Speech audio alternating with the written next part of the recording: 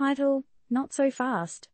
Sharon Tate's sister calls out immoral auction of infamous murder house door. Is it even real?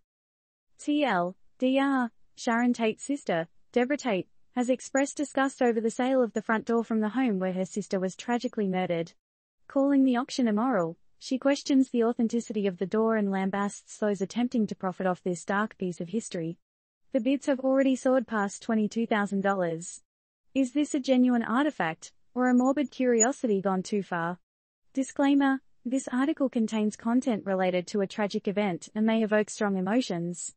It does not endorse or offer any advice related to the purchase of items linked to such events. Knock, knock. Who's there? An auction that has sparked moral outrage and skepticism alike. In a shocking turn of events, the infamous front door to the home where Sharon Tate was brutally murdered is now up for auction. But Tate's sister, Debra Tate, is calling foul play. She's slamming the wholesale as immoral and is questioning whether the door is even genuine. What's the real deal with this door? You might ask. Debra insists that the design of the doorknob doesn't match the original, which was well documented in photos. She's pushing for the door to be destroyed, not gawked at or marveled over. Is this a legitimate artifact, or just a sickening way to make some quick cash? Christopher Moore, the current owner of the door, and Julian's Auctions, the house, through which he's peddling it, assure us it's authentic. But isn't there something inherently wrong with profiting off such a dark and painful piece of history? Or is this simply a matter of supply and demand for those fascinated by the macabre? While the bids have soared past $22,000, Debra's plea resonates with those who see this as a shocking and morbid event. The question is, does the sale of such an item cross a moral line? And if it does, where do we draw that line?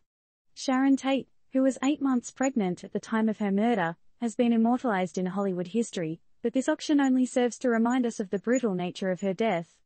Do we risk turning a tragic event into a spectacle, a mere curiosity? Or is this a legitimate part of our cultural heritage that deserves preservation? Some may argue that the door represents a connection to a dark chapter in American history, something that should be acknowledged and understood. Others feel that it's an inhumane exploitation of a family's tragedy. Now, let's get personal for a moment. Imagine a piece of your family's darkest hour up for sale to the highest bidder. How would you feel? Empathize with Debra's standpoint or understand the historical perspective?